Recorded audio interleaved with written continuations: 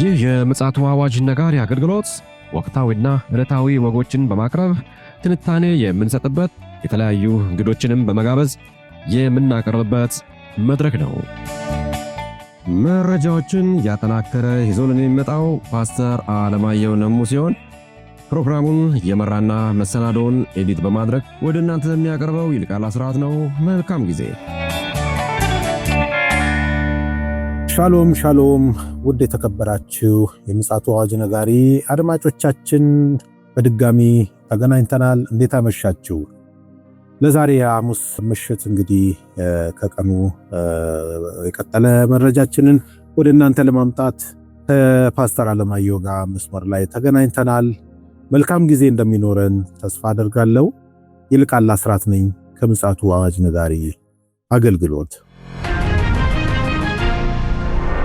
ውድ አድማጮቻችን እንግዲህ ከቀኑ በመለስ በሌላ ደግሞ መረጃ ወደ እናንተ መተናል። ቀን ላይ አንድ መረጃ ወደ እናንተ አድርሰን ነበረ። ይህን መረጃ እንግዲህ ያመለጣችሁ ወገኖች ካላችሁ መለስ በማለት ቻናላችን ላይ በመግባት መረጃውን ማድመጥ ትችላላችሁ። ግንዛቤም እንድታገኙ እንግዲህ በየዕለቱ የምናደርገውን ምንጭናቸውን ፕሮግራሞች ወደ እናንተ እንዲደርስ ሰብስክራይብ በማድረግ ለወዳጅ ዘመድ ደግሞ እንዲሁ በማጋራት ተባባሪ እንድትሆኑ በጌታ ፍቅር እንጠይቃለን። አሁን ግን መስመር ላይ ፓስተር አለ ዞልን ወደ መጣው መረጃችን ከማለፋችን በፊት ሰላምታ እንለዋወጥና መረጃውን ያሰማናል። ሰላም ላንተ ይሁን ፓስተር፣ እንዴት አመሸ? እንደምን አመሸው ይልቃል። እግዚአብሔር ይመስገን። እንግዲህ ቀን ላይ ወሳኝ መረጃ ቀበለን ነበረ። አሁን ደግሞ ሌላ መረጃ ይዘህልን መጥተሃል። እስኪ እሱን አጋራን።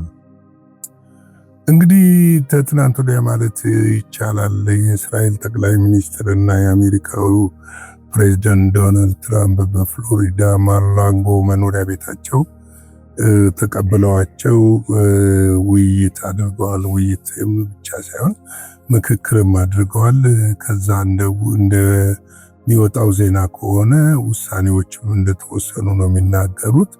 ነገር ግን ሁለቱም በሰጡት ጋዜጣዊ መግለጫ ላይ በዋናነት በኢራን ጉዳይ የተወያዩ ሲሆን ዶናልድ ትራምፕ ኢራን ዳግመኛ እንደምትመታና በአስቸኳይ የምታደርገውን የሚሳኤልና የኒኩለር ግንባታ እንድታቆምና ወደ ሰላም እንድትመጣ የሚል ጥሪ ያስተላልፈዋል። የካልሆነ ግን አሁን ያ ምንድነው ቢቱ የሚባለውን ማንቀሳቀስ ሳያስፈልገን በሌሎች ጀቶቻችን እናስተካክላታለን የሚል ነገር ተነስቷል። እንግዲህ ሌላው ደግሞ የተደረገው ውይይት በሐማስ ጉዳይ ላይ ነው። ይሄ ጉዳይ እጅግ አሳሳቢ የሆነ ጉዳይ ነው። ሐማስ ትጥቅ ካልፈታ እና አንድ የቀረ አስከሬን አለ እሱን የማይመልስልን ከሆነ ወደ ሁለተኛው ድርድር እንደማይሄዱ ኔታንያሁ መናገራቸውና ሐማስን ትጥቅ አስፈትቶ የሰላም አስከባሪዎችን በማስፈር በጋዛ የሚደረገውን ግንባታ ለማስጀመር የሚያስችል ስምምነቶችን ጉዳዮች ላይ ተወያይተዋል ተብሏል።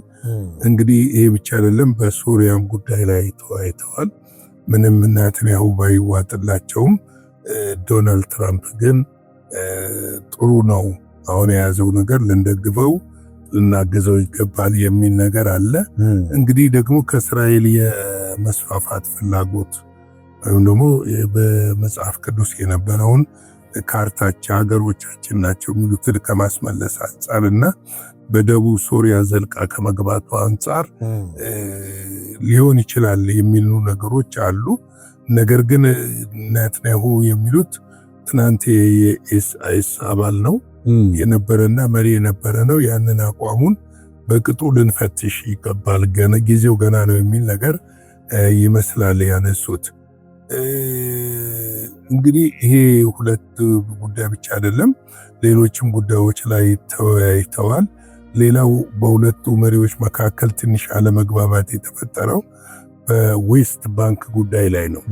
የዌስት ባንክ ጉዳይ እጅግ አሳሳቢ የሆነ ጉዳይ ነው እና በዌስት ባንክ ጉዳይ ላይ ዶናልድ ትራምፕ ኔታንያሁ ወይም እስራኤል ከዌስት ባንክ ለቃ እንድትወጣና የዌስት ባንክ ራሷን የቻለች ወይም ደግሞ የፍልስጤም ግዛት እንደሆነች እንድትቆይ ይፈልጋሉ። እስራኤል ከዛ እንድትወጣ። እስራኤል ደግሞ በፓርላማ ከወሰነች በኋላ ዌስት ባንክ ላይ ሰፈራን ለማስፈር እንቅስቃሴ ጀምረዋል እና ለቆ የመውጣት ነገር የለም እና ይሄ ጉዳይ ወዳጃችን የሆነችውን ሳውዲን ያሳጣናል የሚል ነው። ሳውዲ በዚህ በዌስት ባንክ ጉዳይ ላይ ጽኑ አቋም ነው ያላት። እስራኤል ለቃ እንድትወጣ ትፈልጋለች። የፍልስጤም ግዛት እንዲሆን ትፈልጋለች። ጀነራሊ አረብ ሀገሮች ፍልስጤም ሀገር እንዲሆኑ ይፈልጋሉ። አረብ ሀገሮች ብቻ አይደሉም፣ አንቲሴሜቲክን የሚያራምዱ ሀገሮች በሙሉ ያው ከዚህ በፊት 154 ሀገሮች ለእስራኤል ድጋፍ ሰጥተዋል፣ ለማለት ለፍልስጤም ድጋፍ ሰጥተዋል ፍልስጤም ሀገር እንዲሆን። ነገር ግን ያ ምንም ያመጣው ውጤት ባይኖርም ነገር ግን የዶናልድ ትራምፕ ሐሳብ ሳውዲ ወደ አብርሃም አኮርድ ለመምጣት መሰናክል ሆኖባታል ይላሉ። ዌስት ባንክ ጉዳይ እንደ ዋናነት እያነሳችው ነችና ዶናልድ ትራምፕ እኚህ ወዳጆቻቸውን ማጣት እንደማይፈልጉ ተናግረዋል። እንግዲህ ይሄ በእንዲህ እንዳለ በቅርቡ ምናልባት በኢራን ላይ ዘመቻው ይጀምራል ተብሎ እየተጠበቀ ባለበት ሁኔታ በትናንትናው ዕለት በኢራን ዋና ከተማ በቴህራን ከፍተኛ የሆነ ተቃውሞ ህዝባዊ አመጽ ተቀስቅሷል። ይህን ህዝባዊ አመጽ አሜሪካ እንደምትደግፍ በግልጽ ተናግራለች። እስራኤል ግን እስካሁን ምንም ምላሽ አልሰጠችም። ይሄ ህዝባዊ አመጽ ይበርድ ይሁን ይቀጥል ይሆን የሚለው ወደፊት የሚታይ ጉዳይ ይሆናል እና በእንቅርት ላይ ጆሮ ደግፍ ይለዋል። ይሄ ነው ለኢራን። ምክንያቱም ኢራን አሁን ላይ በኒኩለር እና በሚሳኤል ማምረት ብቻ ሳይሆን እነዚህን ነገሮች ለማድረግ በወታደራዊ አቅም ግንባታ ላይ በመጠመዷ የኑሮ ውድነት ተከስቷል። ይሄ ነው ዋናው። የኑሮ ውድነት ተከስቷል። በጣም ከፍተኛ የሆነ የኑሮ ውድነት የኢኮኖሚ ግሽፈት መከሰቱን ተከትሎ የተነቀሰቀሰ አመጽ እንደሆነ ታውቋልና የኢራኑ ፕሬዝዳንት ቤዜሽካን ምንድነው ያደረጉት? የብሔራዊ ባንክ ገዢውን ወይም ደግሞ የገንዘብ ሚኒስትሩን ከስልጣን አባረዋል። ያንን በማድረጋቸው ግን የመጣ ለውጥ የለም። እንግዲህ ይህንን የምንከታተለው ይሆናል። ሌላው ሰሞኑን ተከስቶ እኛ አልዘገብነውም፣ ነገር ግን አሁን ላይ እየተካረረ መጥቶ በዩክሬንና ሩሲያ መካከል ያለው የሰላም ሂደት ላይ 90% ከደረሰ በኋላ ጥላ ያጠላ አንድ ጉዳይ ተከስቷል። ይህም የሩሲያን ቤተ መንግስት